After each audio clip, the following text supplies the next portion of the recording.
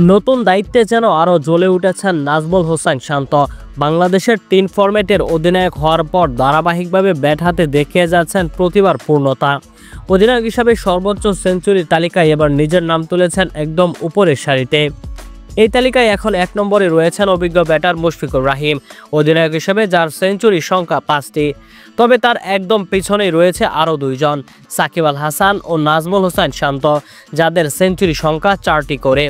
অল্প সময়ে অধিনায়ক হিসেবে শান্তর এমন পারফরমেন্স অনেককে মনে করিয়ে দিয়েছে সাকিবের শুরুর সময়টা।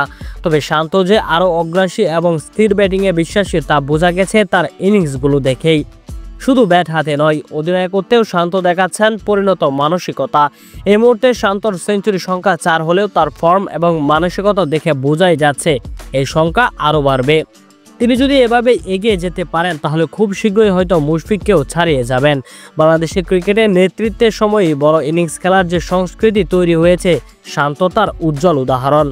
অধিনায়ক হিসেবে সেঞ্চুরির এই পরিসংখ্যান প্রমাণ করে দায়িত্ব শুধু চাপ নয় বরং অনুপ্রেরণাও হতে পারে। শান্ত সেটি প্রমাণ করে চলেছেন। উল্লেখ্য, শ্রীলঙ্কার বিপক্ষে প্রথম টেস্ট ম্যাচটি পুরোপুরি জমে উঠেছে।